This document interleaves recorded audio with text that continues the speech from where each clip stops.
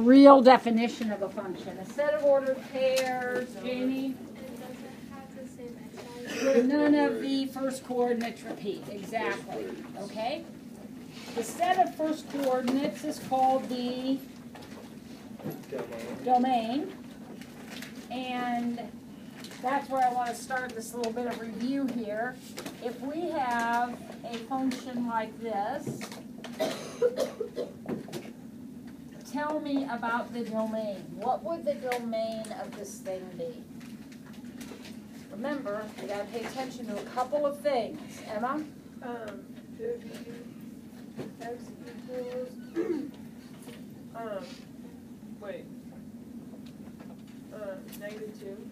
or +2. X can't be Can't 2. equal 2. Why can x not be 2? 0.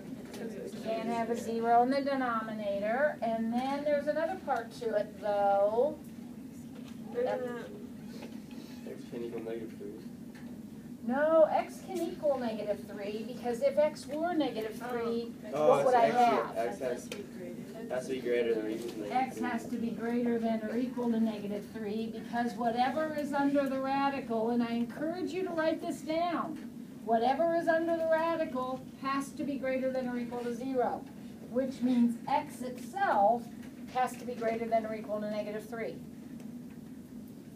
Right? Okay. Now, I can't remember. I'm just going to draw some random picture here on the board. And we need to talk about some of these important words.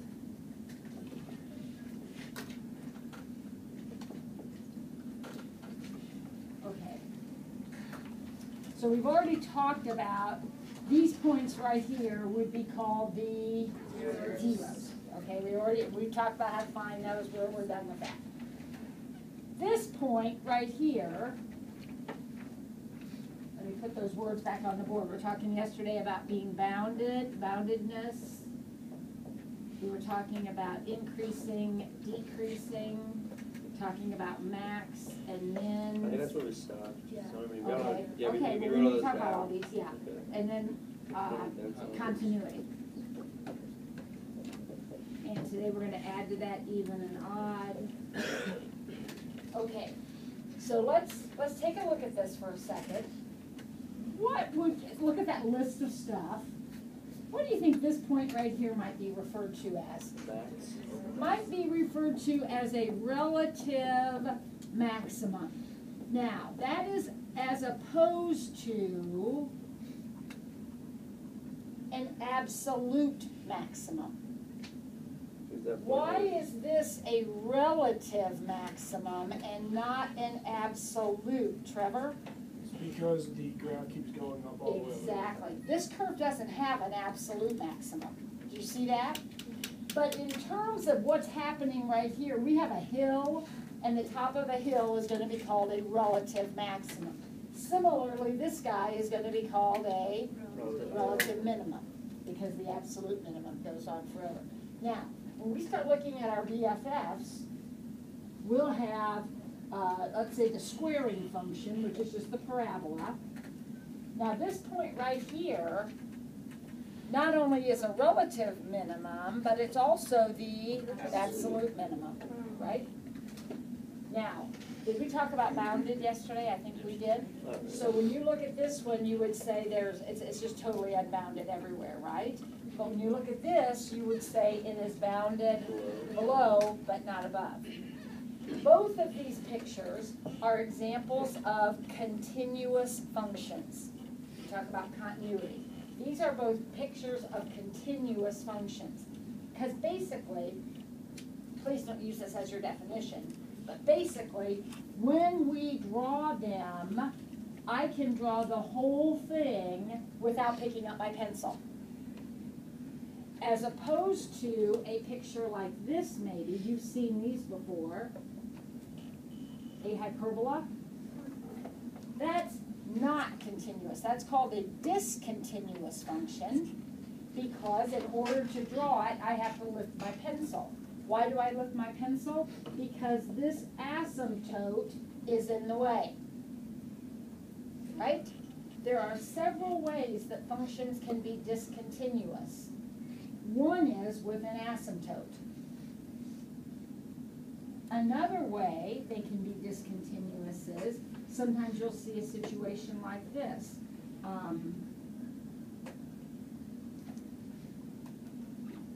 Now there's a function, that is a function, it passes the vertical line test, but it's discontinuous. And it's discontinuous because it has like a jump in it. That's called a jump discontinuity. And then once in a while you just, for whatever reason, and we'll look at some, you have an opening in your picture. Just a little open circle there, a point that's just left out for some reason. So these are three different ways that you can be discontinuous.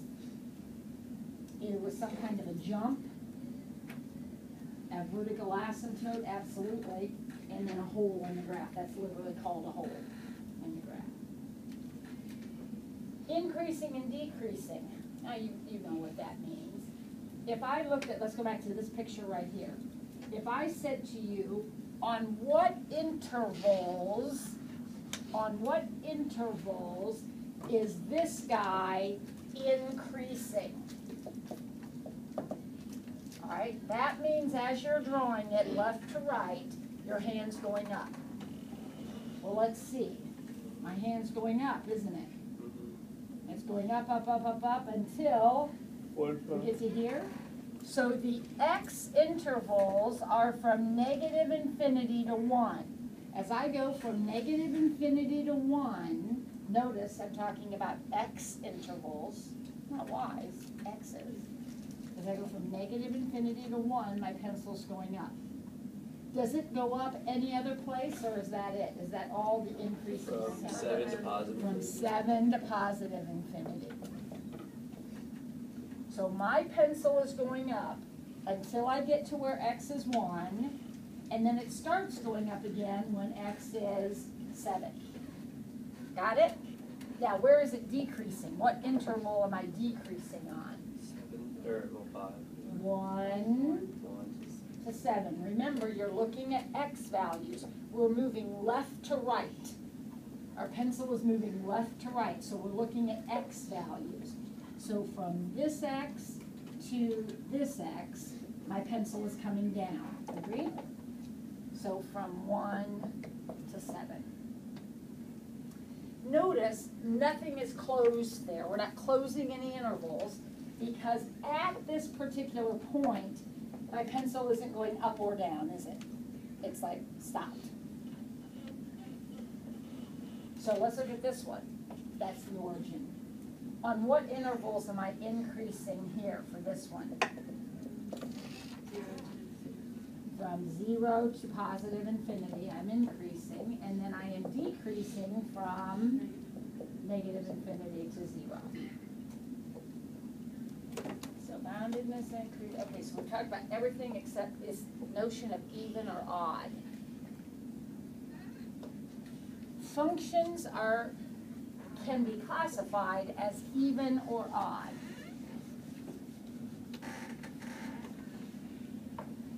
Let me draw a picture of an even function. That is an even function. This one is an even function. This one is an even function. Those are all examples of even functions. Does anybody want to take a wild guess? What do all those have in common? Jamie? They're both in the same line. Yeah. What you're getting at is they have symmetry. What are they symmetric about? What is their line of symmetry? The y-axis. Even functions are symmetric about the y-axis.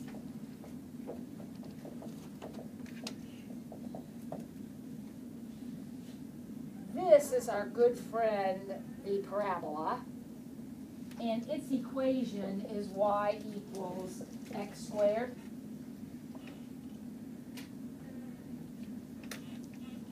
The word even, and you must be very careful with this, But the word even actually comes from the fact that that exponent is even, because if I graphed y equals x to the fourth, go ahead and do that on your calculator. Graph y equals x to the fourth.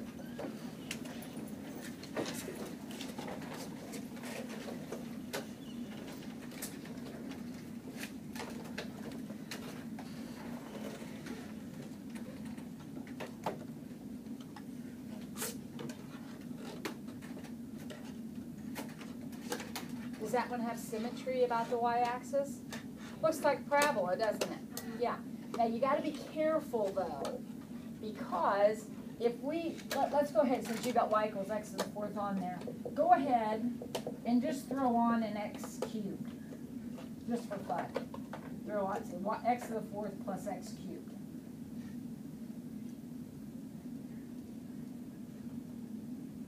Now does that have symmetry about the y-axis? No. So I don't ever want you to think that if the degree is even, it's going to be an even function. That is not the case. The history of the word even comes from the fact that some of these polynomials with even exponents are indeed even functions. You know they're even when they're symmetric about the y-axis. Now, what if you don't have a calculator and somebody says, is this an even function? Let me show you how you can check. Let's use this one. We know this one's even already. All right? What happens, pick a number, a small number. 3. What happens when I put 3 into this function? I get 81, right? What happens when I put in negative 3? I still get 81. When you put in a positive and a negative x, and you get the same result, that tells you it's even. Because look what happens graphically. If I put in 3, I get 81. If I put in negative 3, I get 81. See that symmetry? So if you can put in the same, if you put in opposite x values and get the same y, then you're even. Okay? So let's look at the one you tested, x to the fourth plus x cubed. You said that wasn't even. Well, let's put a smaller number in here. Let's put 2 in. If I put 2 in, I get 16 plus 8, I get 24. But if I put in negative 2, I get 16 minus 8, or 8. See how they don't match? That tells you algebraically it's not even. So if I give you an equation and I say, is this even? You can graph it to tell, but if you don't have a calculator, you can plug a number in, right? Plug 2 numbers in, a number and its opposite. You okay with that? All right. Now what about odd? Well, let's look at some odd functions. This is odd.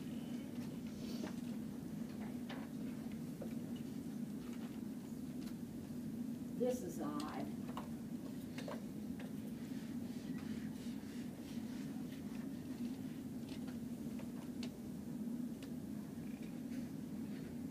This is odd. By the way, anybody know what this one is? That's your sine function. That's going to be one of our BFFs too, but that's your sine function from trigonometry. These are all odd. Anybody want to take a wild guess what odd means? The symmetry on Now, be careful. I mean, that's a logical guess. But if we folded this paper on the x-axis, would we have symmetry? Ah, there we go. We have symmetry. Odd means we have symmetry about the origin. Now, what does that mean? That means that if this is the point, let's say 2, negative 2, then this will be what point? Negative 2, 2. In other words, this is the equation y equals x cubed. If I put a 2 in, I get an 8 out. If I put in a -2, I get a -8. If you change the sign on x, you also change the sign on y. So here, we have the point 2, -2, then we have the point -2, 2. Both signs change. With even symmetry, what happens? Here's my points. With even symmetry, you change the sign on x, but y remains unchanged. With odd symmetry, if you change the sign on x, you also change the sign on y. Okay? Okay, so that's enough for that. So there's some examples of some odd. This is a linear function. And again, you have to be careful. I'm not saying that all lines are odd functions. For example, this is a line, right? If I put 2 in, I get 5. If it's odd, what has to happen when I put in -2? I get -5. Do I? No. So this is a line, but this is not an odd function. Okay? If it were odd, this is what would have to happen, and that's not what happens. All right, yes? I'm kind of confused on boundedness and how you can like. Has a ceiling, it has a ceiling, it's bounded above. In other words, if it has a point beyond which it doesn't go, it's bounded above. Okay. If it has a point beyond which it doesn't go on the bottom, it has a floor, Okay. it's bounded. And both, it's just unbounded. If it's above and below, it's unbounded. No, if it's bounded above and bounded below, it's called bounding. Oh. Okay. Okay. Yeah. So this would be an example of a bounded function Okay. because it has a definite ceiling and a definite floor.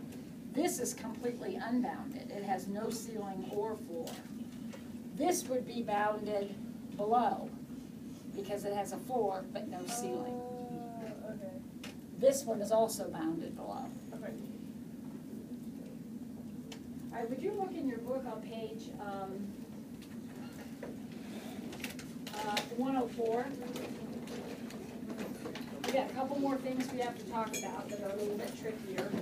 But let's look on page 104. Number 81 says sketch a graph of a function whose domain is all real numbers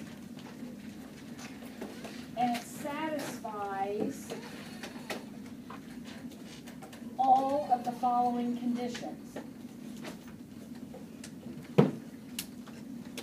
So you're going to do one graph, one picture, and it is going to satisfy all of the stipulations there.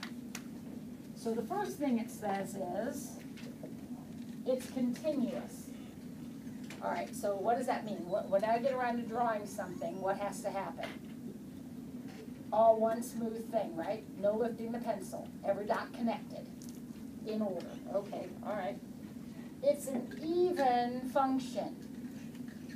All right, now what does that mean? It has to look exactly the same over here as it looks over here, right? It has to be increasing on the interval from 0 to 2. So from here to here, it has to be increasing and decreasing from here on. So let's see. Let's just do this. Would that be increasing? And then it has to be decreasing from there on, so could I just do that? Is that decreasing? Yeah. All right, now wait a minute. It has to be continuous, and it has to have symmetry. So, would that meet all the requirements? Are there other pictures that you could draw that would meet the requirements? But that one does everything we needed it to do, right? From 0 to 2, it's increasing, then it's decreasing. And we have the mirror image on this side because we have to have symmetry. And we have no gaps in our picture. It's all one continuous curve. Is that all right? Okay. Now we need to talk about the last thing today. We need to talk about asymptotes. I think I mentioned that word to you yesterday. Did I? Yes. What did I say about asymptotes yesterday? We have vertical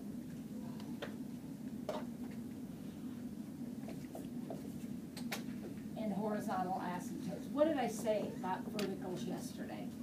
Do you remember? Anybody have take a note on that? It wasn't a big deal, but I did mention it. Bailey? For vertical asymptotes, it's like what x is equal. What x cannot equal, and it cannot equal that because it's making a 0 in the denominator. So I'm going to start with a very basic function, very, very basic function, and I know that this guy is going to have a vertical asymptote where?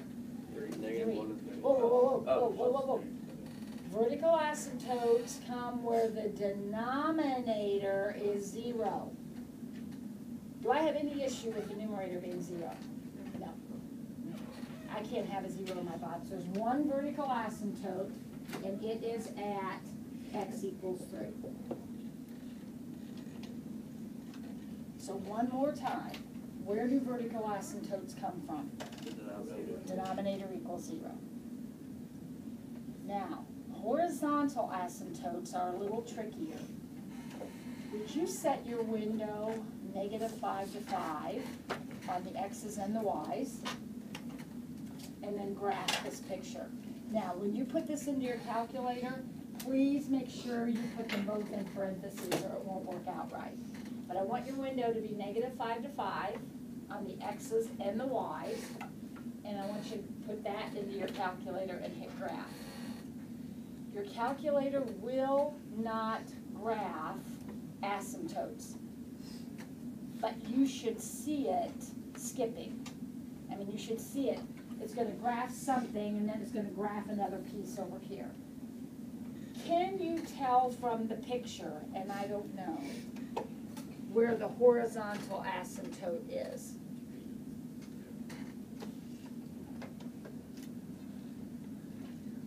Tell you what, let's take the x max, move x max out to about, let's move it out to about 15. Move x max out to 15. Maybe that will help you see that horizontal asymptote. Any idea where the horizontal asymptote is? 1. At 1. At 1. Now, if you're still a little confused, this piece of the curve looks like this, right? Hit trace, just the trace button, and move the cursor along this guy, and watch your y values as you go out farther. What's happening to your y values? They're decreasing, but decreasing and getting closer to 1. You have a horizontal asymptote at y equals 1. Now, how can you tell that without drawing the graph? Because let's face it, you're going to have to be able to do this without a calculator. You can tell the horizontal asymptote when you look at this equation, because the horizontal asymptote describes what we call the end behavior.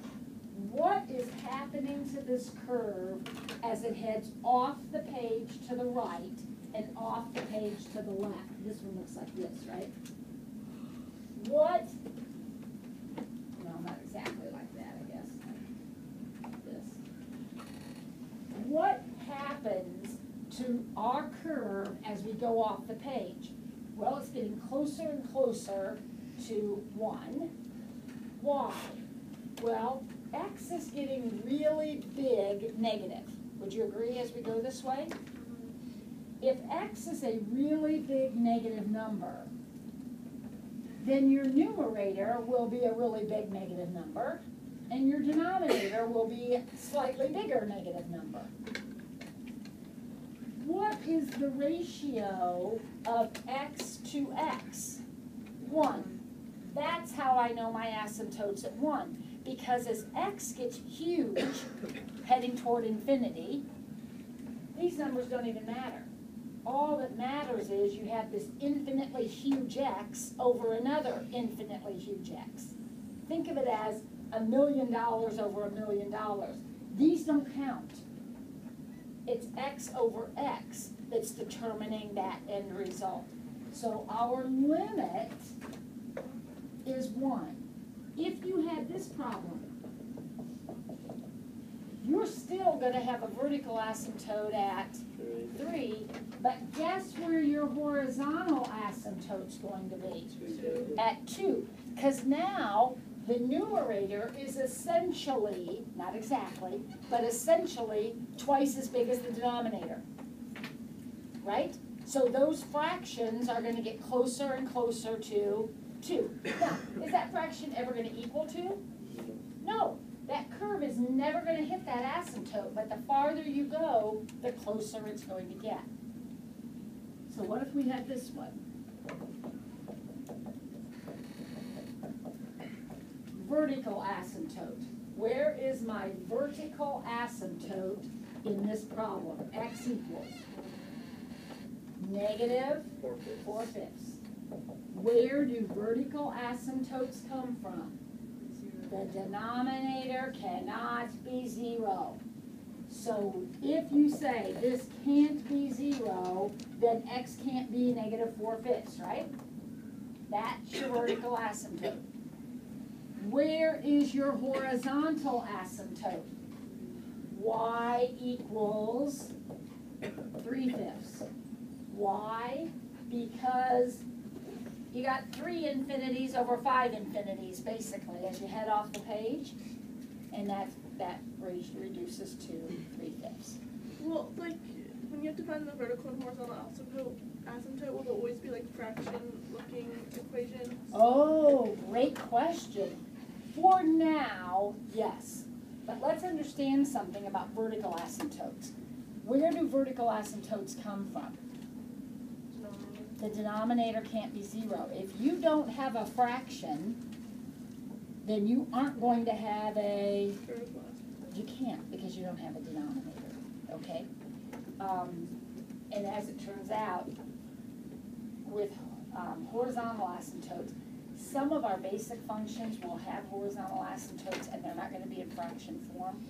For example, you look at 2 to the x,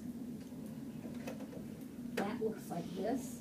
If you think about it, as x gets bigger and bigger, 2 to that power just explodes, right? That's fine. But what if we start putting negative exponents in here? What does that mean? 2 to the negative second. We'll go down. It's 1/4. And what's 2 to the negative third? 1/8, and then 1/16, and so on. So this actually will have a horizontal asymptote, even though it's not a fraction form, but no vertical asymptote, because those come from the denominator. Bailey? Absolutely, you can have 2 vertical asymptotes. What would that problem look like, Bailey, if you had 2 vertical asymptotes? What would the equation look like? I mean, what would we have to have? Yeah, you'd have to have some, more than one thing down here. So x plus 2, x minus 2 would have a vertical asymptote at negative 2 and a vertical asymptote at 2. Could we have 3 vertical asymptotes? Yes. You can have as many vertical asymptotes as you want. Now, more interesting is, what about a horizontal asymptote for this thing? I don't know. We got time, let's graph it. Put your window back to negative 10 to 10. Put it back to a standard window and put this in. Now, caution, when you put this in, you gotta put it in like this, okay? You don't need brackets, but you need a double parentheses, because you are dividing by this entire denominator.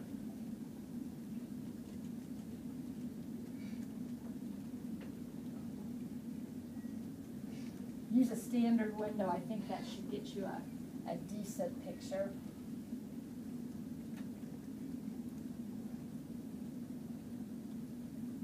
And I really want you to pay attention to what's happening out here at the ends, out there. What is happening? Can you tell from your picture? If you're not sure, use that trace button and follow it and see where does it go. Look at the Y values. What's happening to them? What are they getting closer to? They should be getting closer to -1. Keep following them. They'll be close. Change your X's to -20 and 20. Maybe that will help you.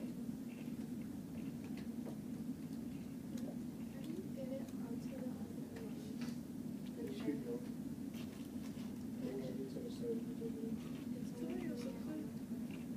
Not now. It eventually will. Just persevere. Okay, what's happening to those Y values? It's getting close to 1/2. Keep going. I think they're gonna go below 1/2. You keep going. I think my graphs, Mine just stops at like 0.322. Well, that's less than 1/2. Keep going. Or will it not let you go Yeah, anymore? it's just like. Right, then the let's graphs set our are- window. Okay, let's set it at -50 then. Or no, at 50. All right, so when it comes back on, go ahead and do it again. 0.17.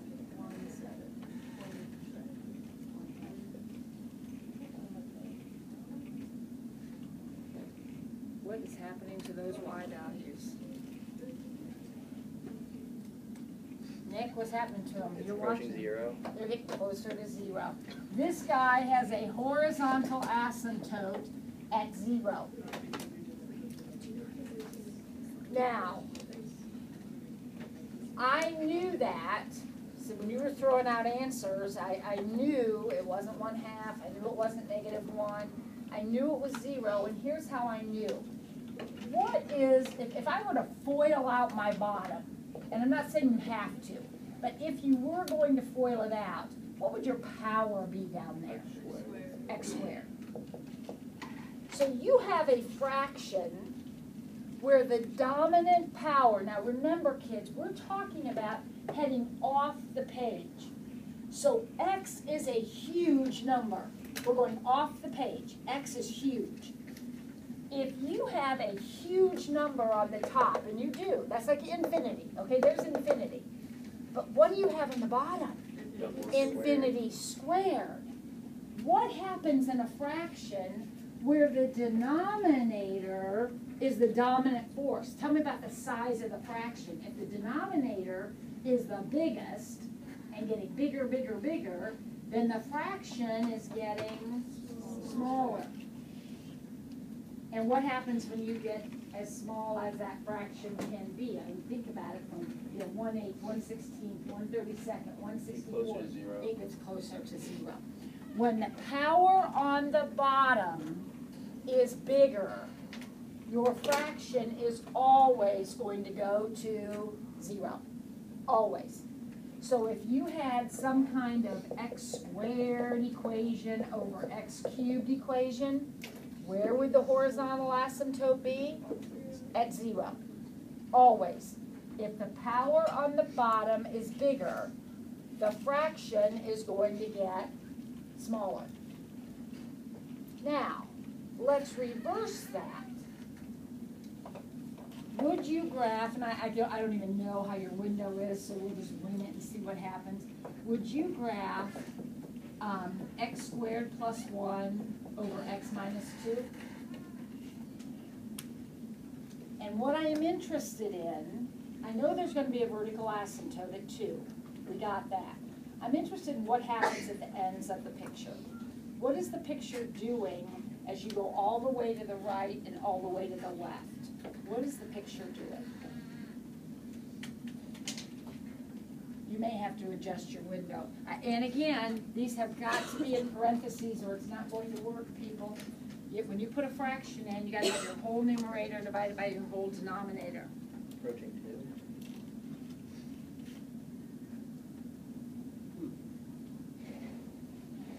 Boy.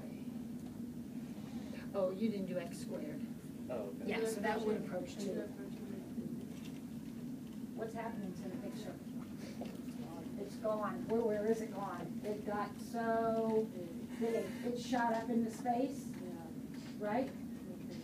So what happened? She said kind of infinity. Basically, there is no horizontal asymptote. It's unbounded. It just shoots up. Why is that? Because the greater. The greater part of the fraction is in the top.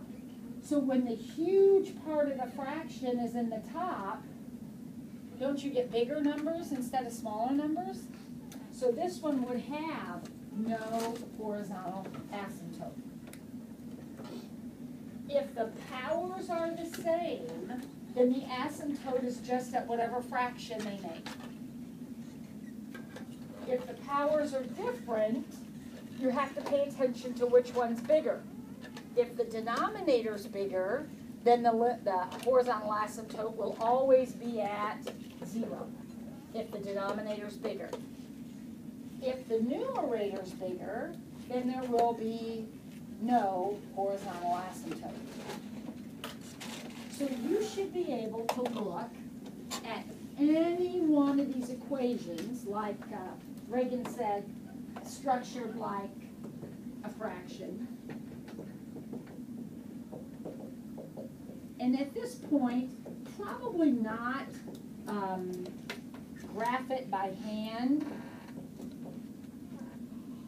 although we're heading that direction, but you ought to at least be able to tell me where the vertical asymptotes and the horizontal asymptotes are. So look at this problem. Where are they? Where are these asymptotes? Kayla, you got a thought on that? The vertical one would be, sorry. It's okay. Think about where vertical ones come from. How do you get vertical asymptotes?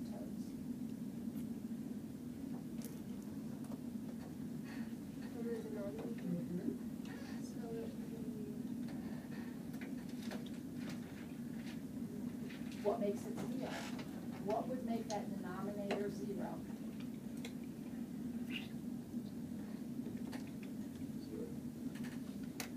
What would make your denominator 0?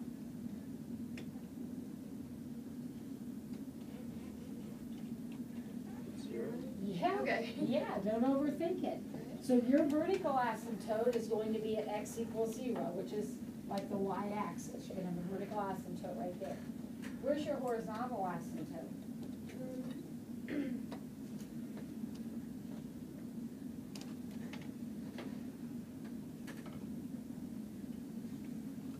Can't do like the one on this one where you just do it over, right? No, you can, because the powers are the same.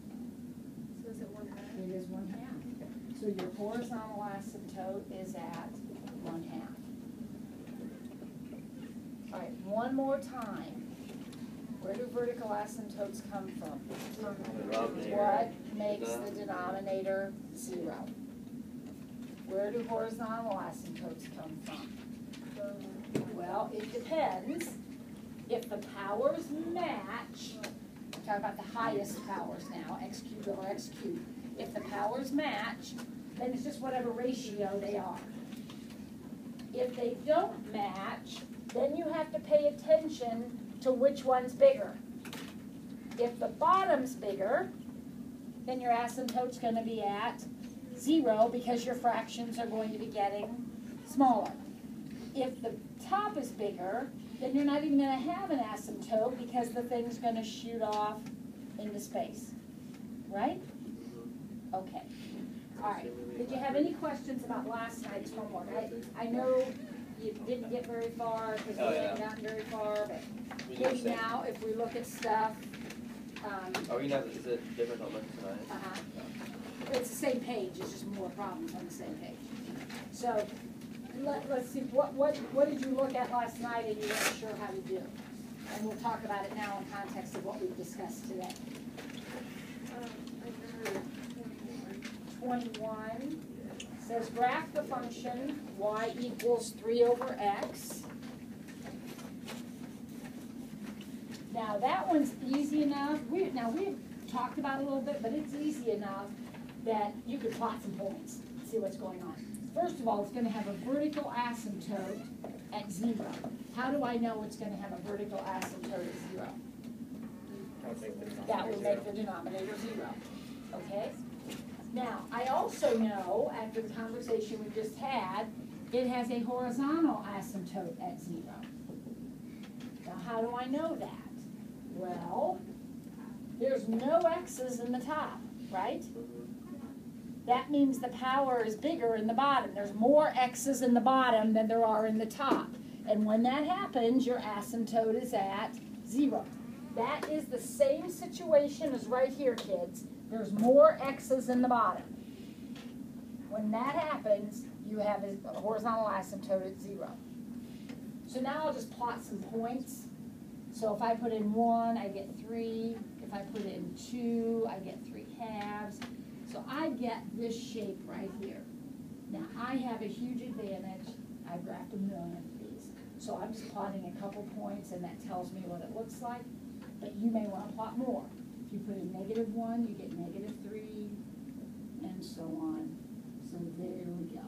This is a picture of that curve. By the way, even or odd or neither? Lots of functions are neither. So is this one even or odd or neither? I believe it's odd. Does it have symmetry across the origin? Yeah. It sure does. This is an odd function. All right, but that wasn't the question. What was the question? Does it have a point of discontinuity at x equals 0? In other words, remember, discontinuity means you have to lift your pencil. So where x equals 0, do I have to lift my pencil? Yes. Yes. This is discontinuous at 0. It doesn't really have a point of discontinuity. It has an actual asymptote there, but this is discontinuous at x equals 0 because I have to lift my pencil. So that's like non-removable. That is a non-removable discontinuity. If you have an asymptote, a vertical asymptote is called non-removable. Now we'll talk more about this later. If you have just an opening, just an open circle, that's removable. And when we get to graphing some of these by hand, we'll talk about that distinction. But this is definitely non-removable. Any asymptote is non-removable. Any hole is removable.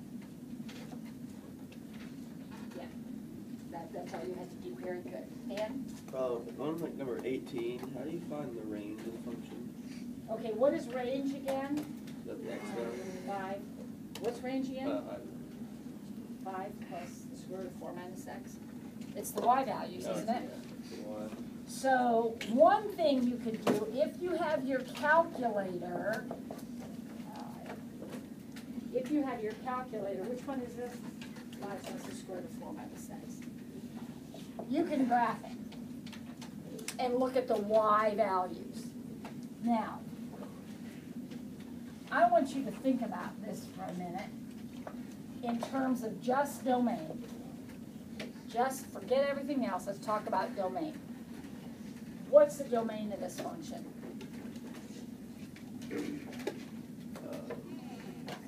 This guy right here has to be greater than or equal to 0. So it'd be Which means x has to be less than or equal to 4. So I'm going to go ahead and I'm going to plot the point where x is 4. If x is 4, I would get 5. Are you in agreement with that? Now, wait, this is big. Think about it for a second. If I put in anything else and add it to 5, aren't I going to get a number bigger than 5? Yeah. So what's my range? 5 up. Y is greater than or equal to 5. All right, your homework is still in this section. Use more. Hopefully it'll make a little more sense. Have a great day. You're welcome.